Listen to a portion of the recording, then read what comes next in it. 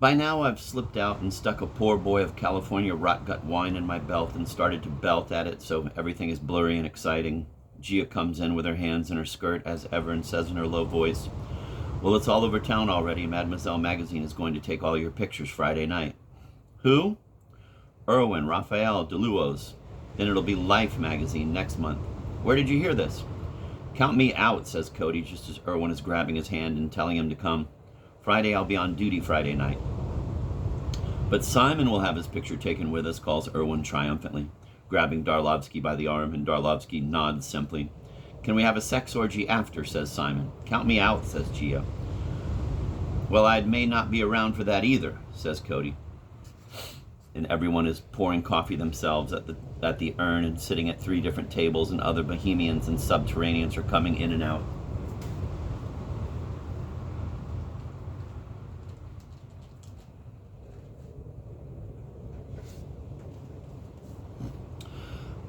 "But we'll all make it together," yells Irwin. "We'll all be famous. Donald and McClear, you come with us." Donald is 32, plump, fair-faced, sad-eyed, elegant, looks quietly away, and McClear, 20s, young, crew-cut, looks blankly at Irwin. "Oh, we're having our pictures taken separately tonight." "And we're not in it?" yells Irwin. Then he realizes there are plots and intrigues, and his eyes darken in thought. There are alliances and rifts and separations in the holy gold. Simon Darlovsky says to me, "Jack, I've been looking for you for 2 days. Where you been? What you doing? Do you have any dreams lately? Anything great? Did any girls loosen your belt? Jack, look at me, Jack." He makes me look at him, his intense wild face with that soft hawk nose, and his blonde hair crew-cut now before a wild shock, and his thick, serious lips like Irwin's, but tall and lean and really only just out of high school. "I've got a million things to tell you, all about love. I've discovered the secret of beauty. It's love. Everybody love. Everywhere. I'll explain it all to you." And in fact, at the forthcoming poetry reading of Raphael, his first introduction to the avid poetry fans of 50s Frisco, he was scheduled, by arrangement and consent of Irwin and Raphael, who giggled and didn't care, to stand up after their poems and deliver a big, long, spontaneous speech about love. "What will you say?" "I'll tell them everything. I won't leave nothing out. I'll make them cry. Beautiful brother Jack, listen. Here's my hand to you in the world. Take it. Shake. Do you know what happened to me the other day?" He suddenly cries in a perfect reproduction of Irwin. Else times he imitates Cody. He's just 20. 4 p.m. going to library with a raspberry pill. What do you know? Raspberry? Dexedrine in my stomach. Patting it. See? High in my stomach I came upon Dostoevsky's Dream of a Queer Fellow. I saw the possibility. Dream of a ridiculous man, you mean. The possibility of love within the Class L halls of my heart, but not outside of my heart in real life. See, I got a glimpse of the love life Dostoevsky had in his deep light dungeon. It stirred my tears to move and my heart to swell all over blissful, see. Then Dostoevsky has the dream, see, he puts in the drawer the gun after he wakes up. Was gonna shoot himself, bang. Socks his hands. He felt an even extra keen desire to love and to preach. Yes, to preach, that's what he said. To live and preach that bundle of truth I know so well. So that when the time comes for me to give that speech when Irwin and Raphael read their poems, I'm going to embarrass the group and myself with ideas and words about love and why people don't love each other as much as they could. I'll even cry in front of them to get my feelings across. Cody, hey, you crazy youngster." And he runs over and pummels and pulls Cody, who goes, "Ah, him, ah, yeah," and keeps glancing at his old railroad watch, ready to go as we all mill. "Irwin and I have been having long talks. I want our relationship to build like a Bach fugue, see, where all the sources move in between each other, see?" Simon stutters, brushes back his hair, really very nervous and crazy. "And we've been taking our clothes off at parties, me and Irwin, and having big orgies. The other night before you came, we had that girl Slivovitz, new, and took her in the bed, and Irwin made her. The one you broke her mirror. Such a night. Took me a half minute to come the first time. I've been having no dreams. In fact, a week and a half ago, I had a wet dream without remembering the dream. How lonely."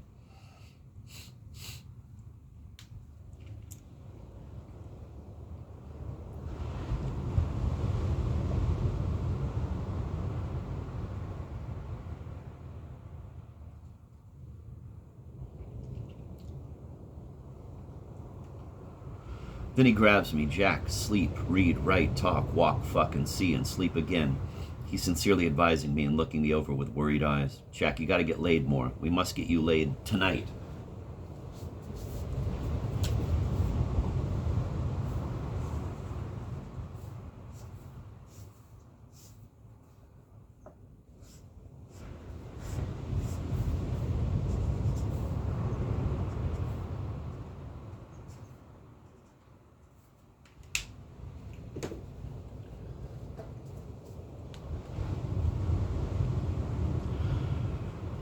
We're going to Sonia's, interjects Irwin, who's been listening with glee. We'll all take our clothes off and do it. Come, you Jack, do it. What's he talking about? Shouts Raphael, coming over. Crazy Simon. Raphael pushes Simon kindly, and Simon just stands there like a little boy brushing back his crew cut and blinking at us innocently. It's the truth. Simon wants to be as perfect as Cody, he says, as a driver, a talker. He adores Cody. You can see why Mal, the namer, called him the Mad Russian, but always doing innocent, dangerous things too, like suddenly running up to a perfect stranger, surly Irwin Minko, and kissing him on the cheek out of exuberance. Hi there, and Minko'd say, you don't know how close you just came to death.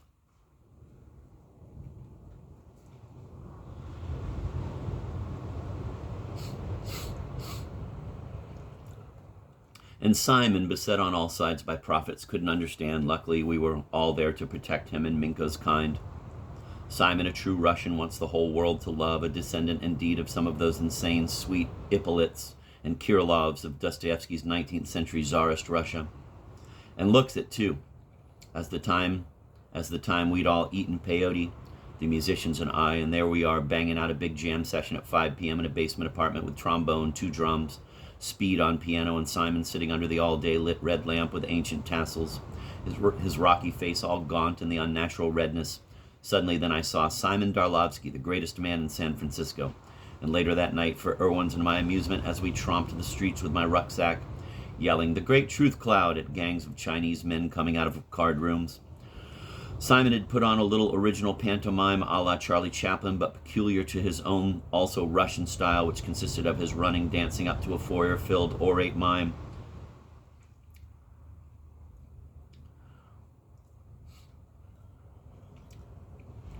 Simon had put on a little original pantomime a la Charlie Chaplin, but peculiar to his own, also Russian style, which consisted of his running, dancing up to a foyer, filled with people in easy chairs watching TV and putting on an elaborate mime.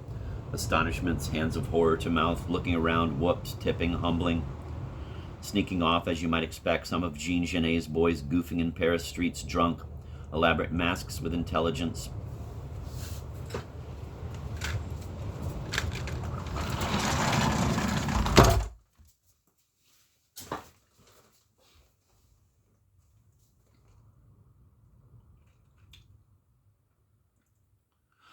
The Mad Russian, Simon Darlovsky, who always reminds me of my cousin Noel, as I keep telling him, my cousin of long ago in Massachusetts, who had the same face and eyes and used to glide phantomly around the table in dim rooms and go, "Moi, hi, hi, hi, I am the phantom of the opera."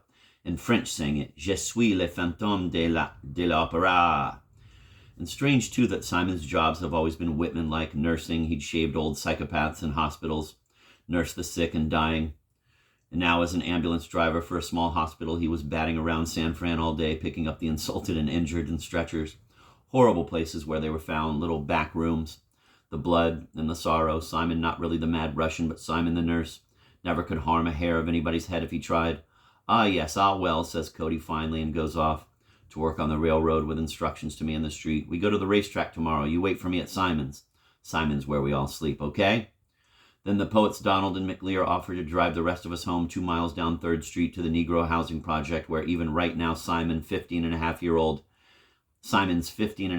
kid brother Lazarus is frying potatoes in the kitchen and brushing his hair and wondering about the moon men.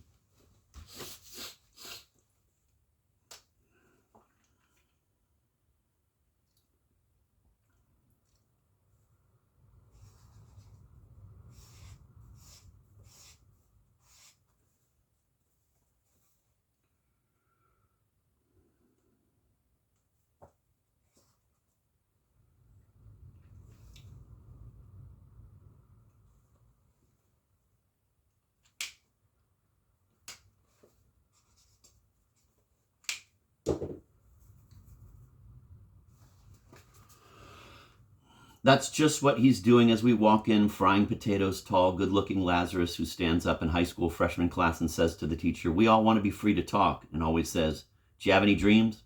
And wants to know what you dreamed, and when you tell him, he nods, wants us to get him a girl, too. He has a perfect profile like John Barrymore, will really be a handsome man, but here he's living alone with his brother. The mother and other crazy brothers are back east. It's too much for Simon to take care of him. So he's being sent back to New York, but he doesn't want to go. In fact, he wants to go to the moon. He eats up all the food Simon buys for the house. At 3 a.m., he'll get up and fry all the lamb chops, all 8 of them, and eat 'em without bread. He spends all his time worrying about his long blonde hair. Finally, I let him use my brush. He even hides it. I have to recover it. Then he puts on the radio full blast to Jumpin' George Jazz from Oakland.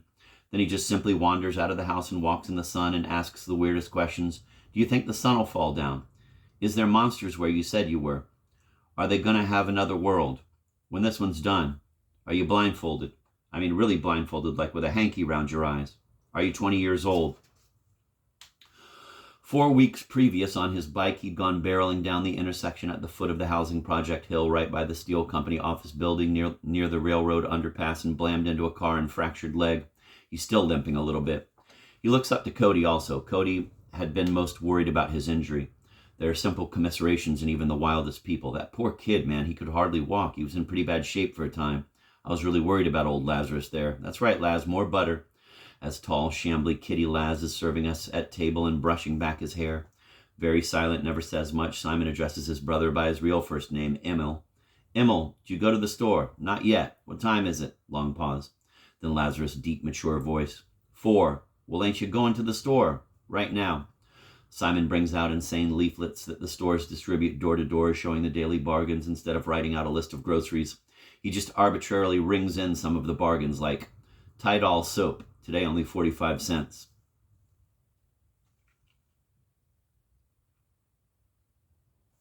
They ring that in, not because they really need soap, but it's there, offered to them at 2 cents saving. They've been their pure-blood Russian brother heads together over the leaflet and make additional rings. Then Lazarus goes uphill, whistling with the money in his hand, and spends hours in the store looking at science fiction book covers. Comes back late. Where you been? Looking at pictures. There's old Lazarus frying his potatoes as we all drive up and walk in. The sun is shining over all San Francisco as seen from the long housing porch and back. The poet Jeffrey Donald is an elegant, sad, weary type who's been to Europe. Let me run at that again. Let me run at against that again.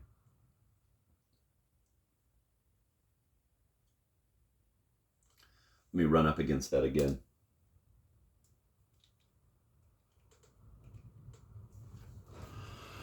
The poet Jeffrey Donald is an elegant, sad, weary type who's been to Europe, to Ischia and Capri and such, known the rich, elegant writers and types, and had just spoken for me to a New York publisher, so I'm surprised first time I meet him, and we go out on the veranda to look at the scene. It's all South Side San Fran of Lower 3rd Street and gas tanks and water tanks and industrial tracks, all smoky, slimy with cement dust. Rooftops beyond which the blue waters go all the way to Oakland and Berkeley, seen plain even unto the foothills beyond that. Start their long climb to the Sierra under cloud tops of divine majestical hugeness of snowy rose tinted at dusk. The rest of the city to the left, the whiteness, the sadness, a typical place for Simon and Lazarus.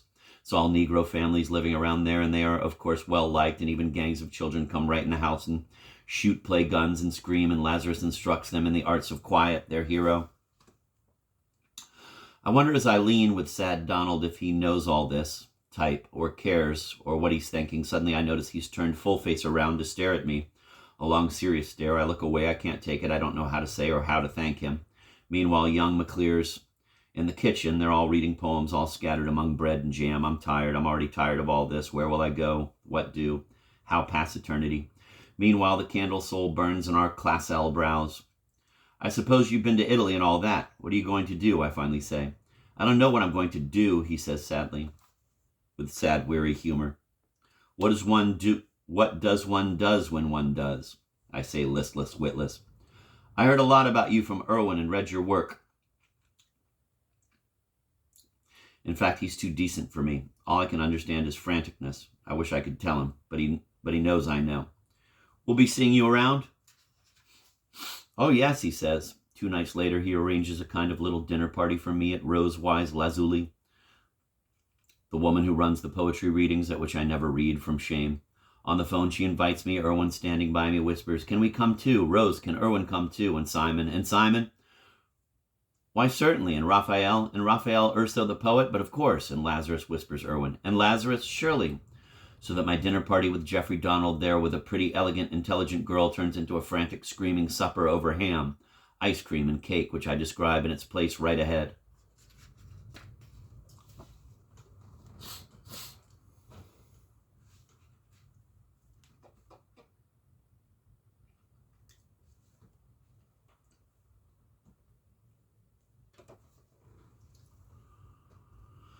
Donald and McClear go off and we eat some kind of crazy gobble supper of everything there is in the icebox and rush out to Raphael's girls' pad for an evening of beer and talk where Erwin and Simon immediately take off their clothes, their trademark. And Erwin even plays with Sonia's belly button. And naturally, Raphael, a hepcat from the Lower East Side, don't want nobody playing with his chick's belly or have to sit there looking at naked men. It's a surly evening. I see that I have a big job on my hands patching things up, and in fact, Penny is with us again, sitting in the background. It's an old Frisco rooming house, top floor, littered with books and clothes. I just sit with a quart of beer and don't look at anyone. The only thing that attracts my attention from out of my thoughts is that beautiful silver crucifix Raphael's been wearing around his neck, and I mention it. Then it's yours, and he takes it off and hands it to me. Really, truly, take it. No, I'll wear it for a few days and give it back to you. You can keep it. I want to give it to you. You know what I like about you, DeLuos? You understand why I'm sore. I don't want to have to sit here and look at naked guys. Oh, what's wrong, says Erwin. Here he's kneeling at Sonia's stool and touching her belly button under the little fold of clothes he's lifted up. And Sonia herself, pretty little thing, is bound to prove nothing will bother her and lets him do it, while Simon watches prayerfully, holding himself. In fact, Erwin and Simon begin to shiver a little. It's night, cold, the windows are open, the beer is cold. Raphael's sitting by the window, brooding and won't talk, or if so, to call them down. How you expect me to let you make it with my chick? Raphael's right, Erwin, you don't understand. But I have to make Simon understand, too. He wants it worse than Erwin. All Simon wants is a continued orgy. Ah, you guys, finally sighs Raphael, waving his hand. Go ahead, Jack. Take the cross. Keep it. It looks good on you. It has a little silver chain. I pass it over my head and under my collar and wear the cross. I feel strangely glad. Meantime, Raphael has been reading the Diamond Cutter of the Wise Vow, Diamond Sutra, that I paraphrased on Desolation, has it on his lap. Do you understand it, Raphael? There you'll find everything there is to know. I know what you mean. Yes, I understand it. Finally, I read sections of it to the party to take their minds off the girl jealousies. Subhuti, living ones who know and teaching meaning to others should first be free themselves from all the frustrating desires aroused by beautiful sights, pleasant sounds, sweet tastes, fragrance, soft tangibles, and tempting thoughts. In their practice of generosity, they should not be blindly influenced by any of these intriguing shows. And why? Because if in their practice of generosity they are not blindly influenced by such things, they will pass through a bliss and merit that is beyond calculation and beyond imagining. What think you, Subhuti? Is it possible to calculate the distance of space in the eastern skies? No, blissful awakener, it is impossible to calculate the distance of space in the eastern skies. Subhuti, is it possible to calculate the limits of space in the northern, southern, and western skies, or to any of the four corners of the universe, or above or below or within? No, honored of the worlds. Subhuti, it is equally impossible to calculate the bliss and merit through which the living ones who know will pass, who practice generosity not blindly influenced by any of these judgments of the realness of the feeling of existence. This truth should be taught in the beginning and to everybody. They all listen intently. Nevertheless, there's something in the room I'm not in on. Pearls come in clams. The world will be saved by what I see, universal perfect courtesy, Orion in the fresh space of heaven, 1, 2, 3, 4, 5, 6, 7. It ends up a bad night. We go home leaving Raphael brooding and in fact fighting with Sonia, packing to leave. Erwin and Simon and I and Penny go back to the pad where Lazarus is cooking the stove again, bring more beer and all get drunk. Finally, Penny comes in the kitchen almost crying. She wants to sleep with Erwin, but he's asleep. Sit on my lap, baby, I say. Finally, I go to bed and she crawls into it and puts her arms around me right away, though saying at first, I just want a place to sleep in this madhouse. And we go to town. Then Erwin wakes up and then Simon makes her too. There are bumpings and creakings of beds and old Lazarus is prowling around. And finally, the next night, Penny kisses Lazarus too and everybody's happy. I wake up in the morning with my cross around my neck. I realize what thicks and thins I'll have to wear this through and ask myself, what would Catholics and Christians say about me wearing the cross to bawl and to drink like this? But what would Jesus say if I went up to him and said, may I wear your cross in this world as it is? No matter what happens, may I wear your cross. Are there many kinds of purgatories? Not blindly influenced.